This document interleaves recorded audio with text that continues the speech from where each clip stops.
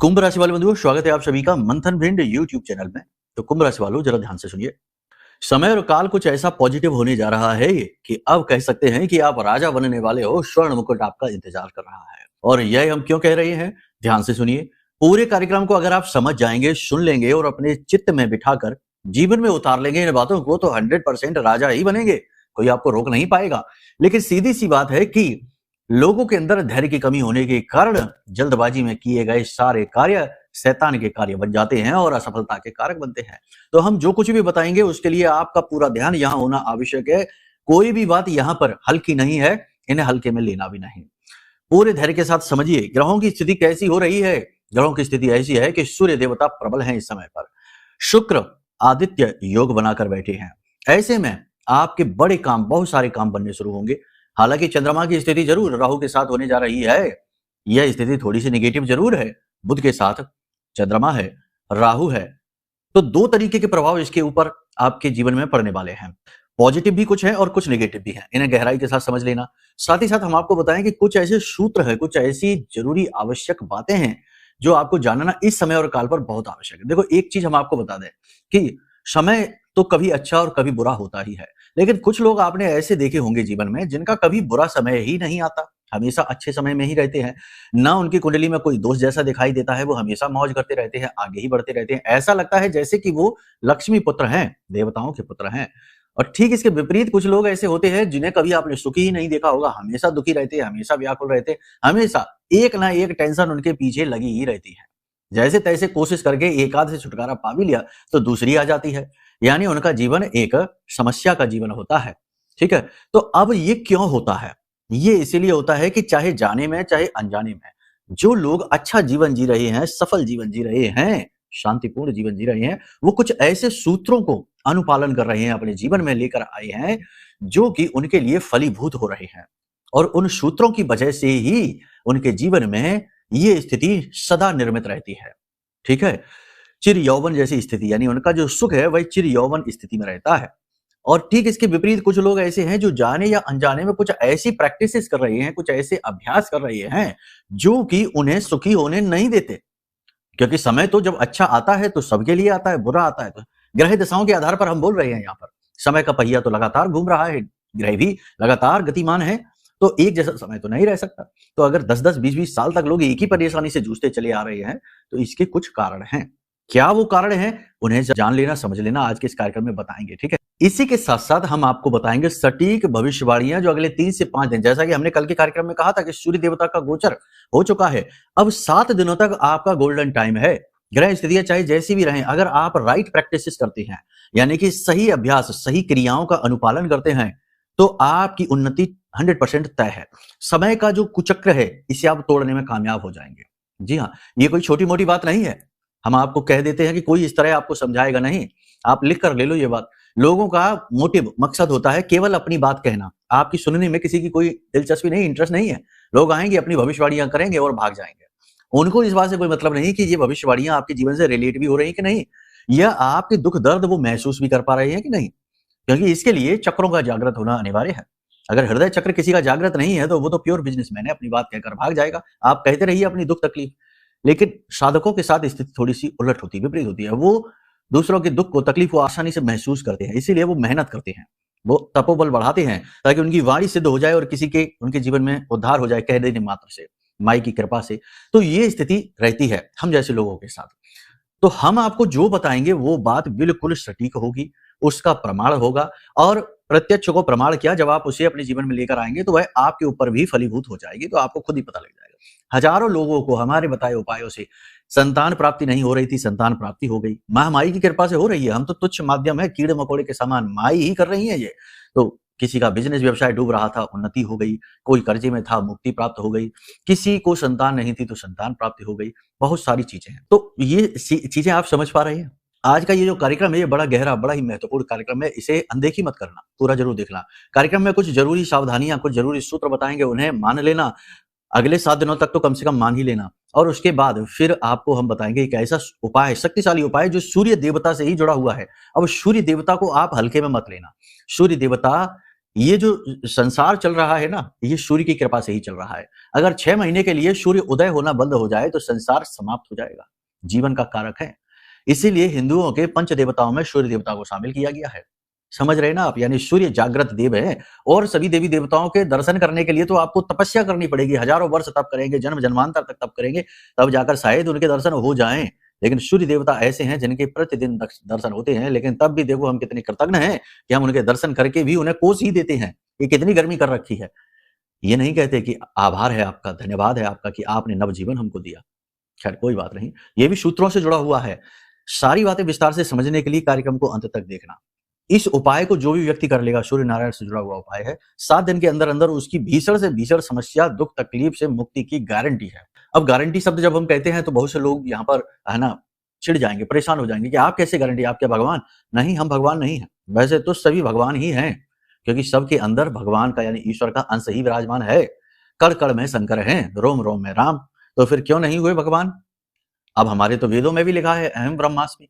देखो ये विषय चर्चाओं के, खैर हम वो बातें नहीं करना चाहते, हम नहीं, ये सब जो हम गारंटी लेते हैं महामाई के ऊपर लेते हैं, उनकी ठसक में लेते हैं, क्योंकि हमने मेहनत की है माई की कृपा प्राप्त करने के लिए, उनकी चरण वंदना की है, उनके पैरों में पड़े रहते हैं, तो हमें विश्वास है कि जो हम बताते हैं वह फलीभूत होता है। ठीक है, तो माई ही कृपा करेंगी, हम नहीं, हमारी कोई औकात नहीं, हम तो कुछ भी नहीं है, ना के बराबर कीड़े हैं।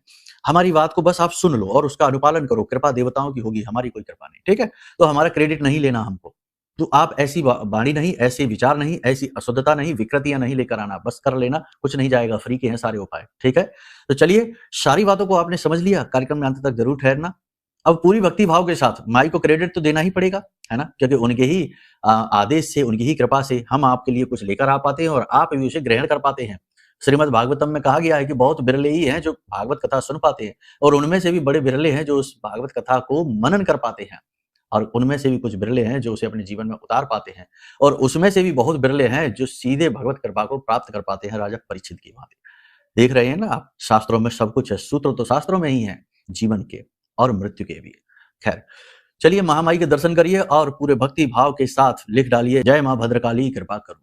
साथ ही साथ ये भी लिखिए कि हे महामाई, हम आपके बालक हैं, हम पर दया दृष्टि बनाए रखना, हमारी जीवन की जो नैया है पार लगा देना और हम पर कृपा जरूर करना। साथ ही साथ आपको बता दें कि नवरात्रि महाअनुष्ठान प्रारंभ होने से पहले आप यदि चाहें तो इसमें भाग ले सकते हैं। नियमावली है, कुछ जरूरी क्रियाएं हैं, जब आप भाग लेंगे तो आपको वो करनी पड़ेगी। शक्ति का जागरण होगा। ये नवरात्रि आपके जीवन की सबसे कामयाब नवरात्रि बन सकती है यदि आप महाअनुष्ठान में भाग ले लेते हैं, साधकों के साथ अभ्यास करते हैं। तो यही तो होता है संगति का असर, कुछ ऐसा ही समझ सकते हैं आप इसको।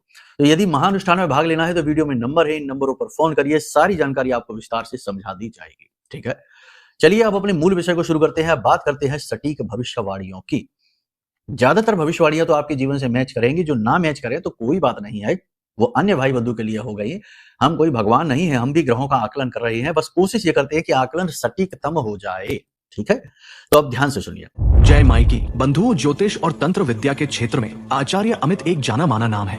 पूज्य गुरुदेव के साधनाओं और ज्योतिष विद्या के अनुभव बेहद दिव्य है। जी हाँ, पूज्य गुरुदेव ने जिसकी भी कुंडली का विश्लेषण किया और कुंडली के अनुसार उसे सटीक उपाय व महामाई माँ बगलामुखी की विशेष कृपा दी, उसके जीवन में सकारात्मक बदलाव तो आए ही है। फिर चाहे समस्या कितनी ही कठिन क्यों ना हो, समाधान तो अवश्य हुआ है। अब ऐसे में यदि आप भी अपने जीवन की किसी बड़ी समस्या से जूझ रहे हैं, जैसे कि कर्जा बढ़ता ही जा रहा है, काम धंधा और व्यापार सब रुक चुका है, रिश्ते नातों में तनाव हद से ज्यादा बढ़ गया है, पूरा जीवन ही नकारात्मकताओं से भर गया है, तो ऐसे में यही सही समय है जब आप श्रेष्ठ गुरु से मार्गदर्शन प्राप्त करें और जीवन के अंधकार को समाप्त कर दिव्य प्रकाश की ओर कदम बढ़ाएं। वीडियो में दिए गए नंबरों पर तुरंत संपर्क करिए और अपनी कुंडली का विश्लेषण व समाधान पूज्य गुरुदेव के द्वारा करवा लीजिए। देर ना करें, आपके देवी देवताओं के आशीर्वाद से ये मौका खुद चलकर आपके पास आया है, इसे गंवाना नहीं है। अभी फोन करें और गुरुदेव से मार्गदर्शन प्राप्त करें। महामाई आपका कल्याण करें। धन्यवाद। सबसे पहली चीज कि आप अपनी कार्यशैली में, अपने जीवन की गतिविधियों में, अपनी आदतों में सकारात्मक सुधार लाने की पूरी कोशिश करेंगे और आप पॉजिटिविटी को खुद महसूस करेंगे, यानी ऊर्जा का प्रवाह आप स्वयं अपने जीवन, अपने शरीर में, अपनी आत्मा में महसूस करेंगे पॉजिटिविटी का। नकारात्मक लोग और नकारात्मक चीजों से और नकारात्मक परिस्थितियों से थोड़ी सी दूरी आपकी बनेगी, नकारात्मक चीजों से आप दूर होंगे। काम धंधे व्यापार में आपकी आमदनी थोड़ी सी मध्यम रहेगी, धीमी रहेगी, लेकिन थोड़ी बहुत तो उसमें पॉजिटिविटी आएगी, यानी थोड़ा बहुत तो सुधार होगा। आपको अपने जो काम हैं, जो आप कार्य क्रियाएं कर रहे हैं, उनमें सफलता प्राप्त होती दिखाई देगी। किसी प्रकार की समाज सेवा के कार्य में आप भाग ले सकते हैं। धार्मिक कार्य में आप किसी प्रकार से चढ़ बढ़कर भाग ले सकते हैं। समाज में और कार्यस्थल पर आपका वर्चस्व थोड़ा थोड़ा बढ़ना शुरू हो जाएगा, आपकी बात मानी जाने लगेगी। उच्च अधिकारी जो अब तक आपके विरोध में चल रहे थे, वो कहीं न कहीं आपके लिए पॉजिटिव होते दिखाई देंगे, क्योंकि आप मेहनत ही इस प्रकार करते हैं, आपका काम का जज़्बा ही कुछ इस प्रकार का है कि आपके लिए वातावरण पॉजिटिव बनता चला जाएगा। अब यहाँ पर विचित्र विडंबना होगी कि कुछ लोगों के जीवन में ठीक इसका उलट होगा कि उच्च अधिकारी शत्रु बन बैठेंगे और ऐसे फैसले लेंगे कि उनकी आपके करियर के लिए खराब होंगे वो फैसले। ऐसा इसलिए होगा कि आपकी जन्म पत्री में सूर्य है, उसकी स्थिति अच्छी नहीं है, उसे पॉजिटिव करना होगा। इसके लिए जन्म पत्री दिखा लेना। जन्म पत्री दिखाने में कोई कंजूसी नहीं और कोई आलस नहीं, ये सबसे महत्वपूर्ण क्रिया है। याद है हमारे जो गाँव क्षेत्र का वातावरण पुराने जमाने का होता था, जैसे ही बालक उत्पन्न हुआ, धरती पे आया, तो घर के बड़े बुजुर्ग तुरंत महिलाएं ही लिख लिया करती थी और जाकर ज्योतिषी के पास जाते थे और कहते थे इसकी पत्री बना दो जल्दी से जल्दी, पता तो चले कि क्या है इसके जीवन की कथा और व्यथा, कौन से दोष और कौन सी युग युतियां लेकर आया है। अब तो लोग इन चीजों को नकार ही देते हैं। आधुनिकता के अधकचरे जीवन शैली में सब कुछ अस्त व्यस्त है भी नहीं भी, है भी नहीं भी, सिर्फ कंफ्यूजन है। खैर, आप ईमानदारी से, कार्यकुशलता से अपने उच्च अधिकारियों का दिल जीतेंगे। आपके जो शत्रु हैं वो असफल होते दिखाई देंगे। छिपे हुए शत्रु जो आपके हैं वो भी निष्क्रिय हो जाएंगे, आपका कुछ बिगाड़ नहीं पाएंगे। व्यवसाय में अपेक्षित परिणाम भले ही ना मिले, लेकिन आप पॉजिटिव रहेंगे और आपकी मेहनत सफल होती आपको दिखाई देगी। संतान की तरफ से कोई ऐसी न्यूज, कोई ऐसी बात होगी जिस पर आपको गर्व महसूस होगा, आपको अच्छा महसूस होगा। पारिवारिक वातावरण आपका अच्छा दिखाई दे रहा है। किसी प्रकार की कोई अच्छी खबर, कोई गुड न्यूज परिवार के किसी सदस्य की तरफ से मिलेगी। परिवार में किसी प्रकार का धार्मिक या मांगलिक कार्यक्रम अनुष्ठान भी हो सकता है। परिवार में कोई नए मेहमान अगले 3 से 5 दिनों में आ सकते हैं। किसी धर्म गुरु से या किसी धार्मिक संस्था से आप जुड़ सकते हैं, मिल सकते हैं, जिनसे मिलकर आपको काफी मानसिक शांति प्राप्त होगी। गुरुजनों का आपको साथ प्राप्त होगा। किसी कार्य से अचानक आपको घर से बाहर जाना पड़ सकता है, यानी कि छोटी-मोटी यात्रा पर भी आप जा सकते हैं।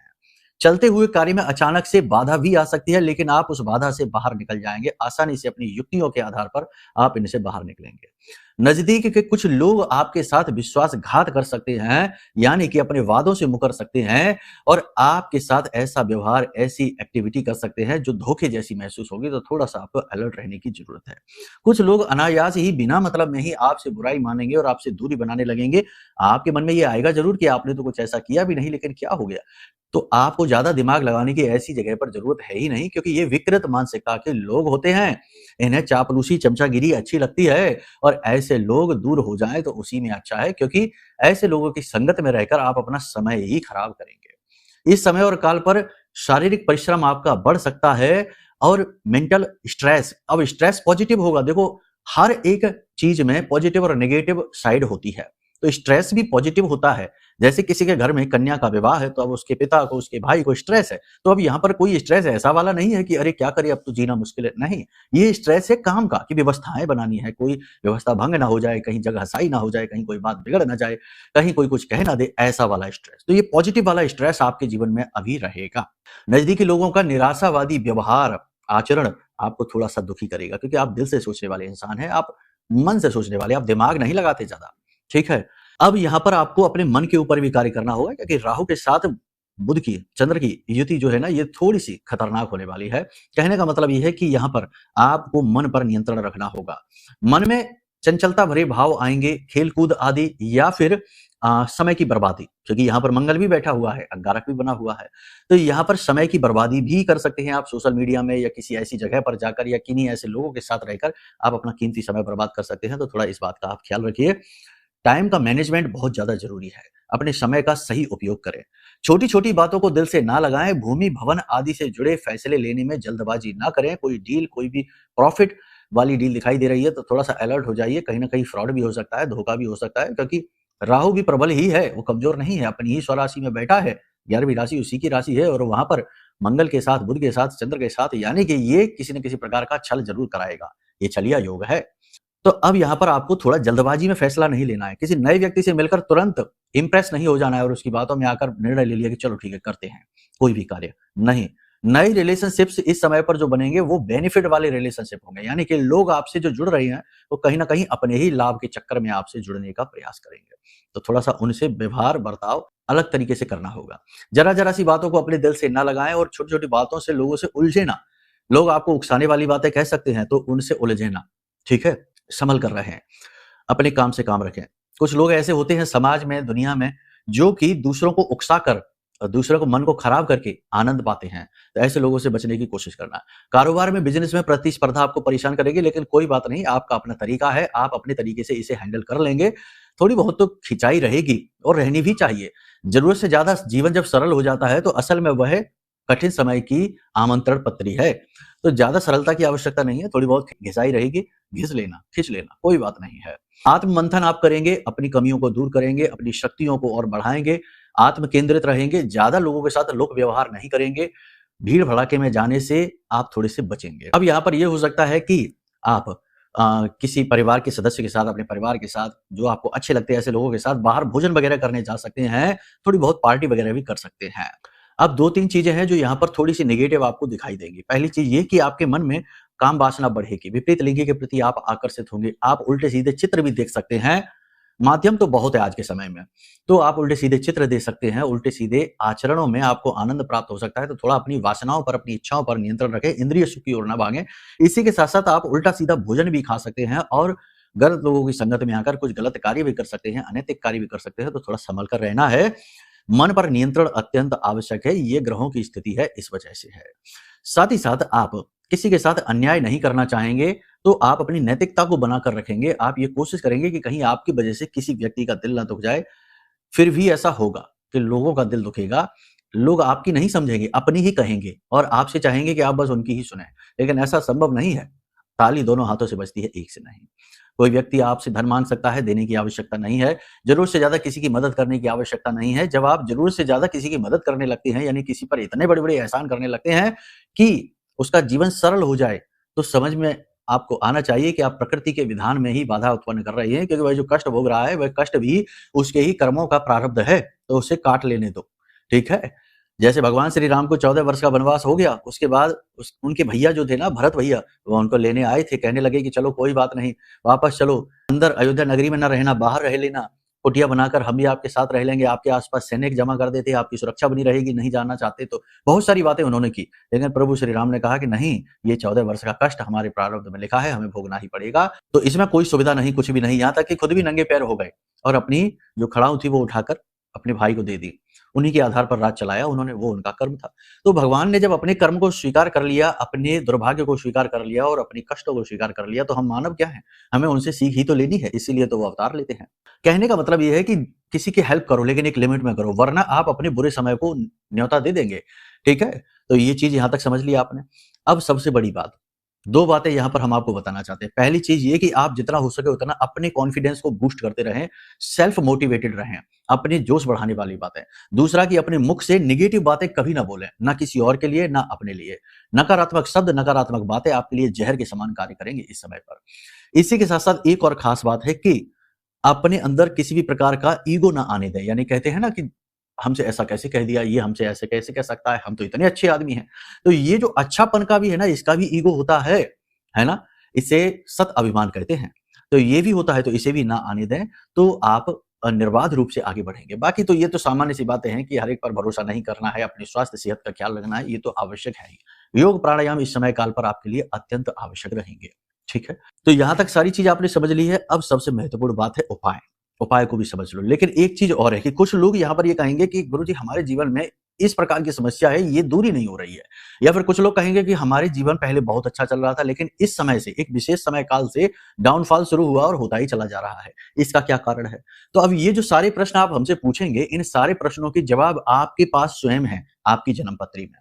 तो सबसे बड़ी बात यह है कि कोई भी प्रश्न आपके जीवन से जुड़ा हुआ जो आपको समझ नहीं आ रहा है इसका जवाब क्या है, तो उसके लिए आप अपनी कुंडली आकलन करा लीजिए, क्योंकि उसके जवाब आपकी जन्म पत्री में है। और जन्म पत्री में उसके जवाब के साथ-साथ समाधान भी हैं, क्योंकि कोई भी प्रारब्ध बिगड़ता है तो कष्ट भोगना ही पड़ता है। अब 2 तरीके हैं उस प्रारब्ध से पीछा छुड़ाने के, या तो उसे भोगिए, वर्षों वर्ष उस कष्ट को भोगिए, या फिर उसे जानकर और उपायों के माध्यम से प्रायश्चित कर्म करके उसे काट दीजिए।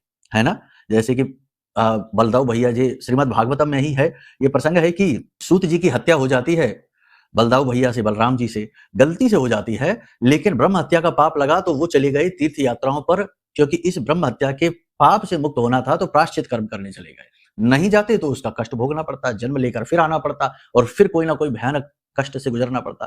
तो इसलिए उन्होंने प्रायश्चित कर्म करके उसे वहीं के वहीं शांत कर दिया। तो ये तरीके होते हैं, ठीक है। तो कुंडली आकलन कराना अत्यंत आवश्यक है। इसी के साथ साथ आज का युग निगेटिव युग है। आज के युग में लोग अपने दुख से कोई दुखी नहीं है, क्योंकि अपने दुख से दुखी जो होगा वो तो उस दुख को हटाने के मार्ग ढूंढेगा और सुखी हो जाएगा। मार्ग ढूंढेगा तो मार्ग मिलेगा, ढूंढने से तो भगवान भी मिलते हैं। लेकिन नहीं, ऐसा नहीं है। आज के समय में लोग दूसरों के सुख से दुखी हैं और उसको दुखी करने का हर प्रयास करेंगे। पूजा पाठ में भी उसी का नाम लेंगे, अपनी बद्दुआओं में भी उसी का नाम लेंगे, जैसे कि वह अपने जीवन का सुख इनके घर से मांग के ले गया हो। नहीं, तो आप समझ रहे हैं ना, इतना भयानक नेगेटिव नकारात्मक युग में जहां भाई भाई का साथ नहीं देता, तंत्र मंत्र और करवा देता है, तो सुरक्षा कैसे होगी? तो इस सुरक्षा के लिए, विषम से विषम परिस्थिति से बाहर निकलने के लिए ब्रह्मास्त्र विद्या, अष्ट महाविद्या, मां बगलामुखी, इन्हें ब्रह्मास्त्र विद्या क्यों कहते हैं जानते हैं? क्योंकि ये अचूक हैं। जो भी इनकी सुरक्षा में जाएगा उसकी रक्षा होना 100% तय है। तो अब कैसे आपको इनकी सुरक्षा प्राप्त हो? तो इसी के लिए हमने बनाया यह महारक्षा कवच। ब्रह्मास्त्र विद्या मां बगलामुखी के सबसे शक्तिशाली मंत्र से, जैसे स्तंभन मंत्र कहते हैं, इस मंत्र से इसे जागृत अभिमंत्रित किया गया है। इस यंत्र को और इस महारक्षा कवच को जब आप धारण करेंगे तो आप स्वयं इसके जीवन में अनुभव महसूस करेंगे। प्रत्यक्ष को प्रमाण किया, ठीक है। तो आपको ये महारक्षा कवच जरूर मंगाना चाहिए। ये आपकी जीवन की उन्नति के लिए एक बहुत महत्वपूर्ण सीढ़ी बनेगा, मील का पत्थर जैसा, ठीक है। चलिए अब बात करते हैं उपाय की। तो देखो, आज आप इस कार्यक्रम को देख रहे हैं, सूर्य देवता का गोचर हो चुका है, शनि के साथ हैं। शनि इस समय पर जरूर अस्त अवस्था में है तो ज्यादा प्रभाव नहीं डालेंगे, लेकिन आपको क्या करना है, सूर्य देवता से काम निकलवाना है। तो जो भी आपका काम है, आप चाहते हैं कि वो काम आपका हो, तो आपको क्या करना है कि कल से ही जब आप सोकर जागें, सूर्योदय से पहले जागें और सूर्य उदय होने के 10 से 15 मिनट के जो टाइम जोन होता है, इसमें सूर्य जो होते हैं ना, बाल्यावस्था में होते हैं, दर्शनीय होते हैं। तो इस समय पर आपको क्या करना है, एक लोटे में, तांबे के लोटे में जल लेना है और उसमें थोड़ा सा गंगा जल डालना है और लाल मिर्ची के 11 बीज उसमें डालने हैं। लाल मिर्ची के 11 बीज, और इस लोटे को लेकर अपनी छत पर जाना है, सिर पर कपड़ा रखना है और सूर्य देवता को अर्घ देना है। सूर्य देवता का जो भी मंत्र आपको पता है, ओम सूर्याय नमः, ओम गरुड़ सूर्याय नमः, ओम भास्कराय नमः, कोई भी मंत्र जो आपको आता है, उस मंत्र का 10 से 15 मिनट लगातार जाप करें। उसके बाद हाथ जोड़कर सूर्य देवता के दर्शन करते हुए, क्योंकि उस समय पर सूर्य देवता दर्शनीय होते हैं, दर्शन करते हुए सूर्य देवता से निवेदन करें कि हे प्रभु, हमारा ये काम बनवा दो, हमारा पैसा फंसा है, पैसा निकलवा दो भगवान, हमारे जो भी समस्या, नौकरी नहीं लग रही है प्रभु, हमें नौकरी चाहिए, हमें नौकरी दिलवा दो। ऐसे मांगो उनसे, ठीक है ना। ये सकाम पूजा पद्धति है, आप इस क्रिया को करके देखो, 7 दिन में आपका काम बन जाएगा। बड़ा शक्तिशाली उपाय है, ठीक है ना। इसे आप करके देखिए, फिर हमें बताना कैसे परिणाम प्राप्त हुए। बाकी तो फिर आपके लिए महामाई का दरबार खुला ही है। अगर कुछ और जानना है, जैसे मन में कोई प्रश्न उठ रहा है कि भाई कुंडली आकलन कैसे होगा, हमारे पास तो कुंडली ही नहीं है, हम क्या करें, कोई बात नहीं है, वीडियो में नंबर है, फोन कर लेना।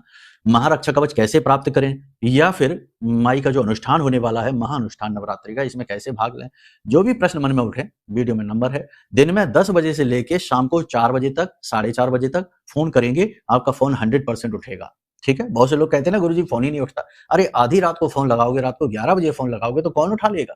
तो कहने का मतलब ये है कि समय काल पर फोन करेंगे, फोन जरूर उठेगा और समाधान जरूर मिलेगा, 101%। हजारों लोगों के ऊपर माई की कृपा बरस रही है और वो खुश हैं, प्रसन्न हैं, आनंदित हैं। आप भी हो सकते हैं, ठीक है। चलिए, तो अब यहीं पर अपनी वाणी को विराम देते हैं। प्रेम से बोलिए जय माई की, जय मां बगलामुखी। हमारे प्रिय और परम पूज्य आचार्य जी ने अपनी साधनाओं के अनुभवों पर आधारित शक्तिशाली उपाय और क्रियाओं के माध्यम से हजारों लोगों के जीवन को पूरी तरह से बदला है। आचार्य जी के द्वारा बताया गया हर एक उपाय इतना सटीक और कारगर होता है कि जो भी इसे पूरे भाव के साथ कर लेता है, उसे साक्षात महामाई की कृपा और आशीर्वाद प्राप्त हो जाती है। इसलिए निसंकोच इन उपायों को पूरे भाव के साथ करिए, आपका कल्याण होगा। जय माई की।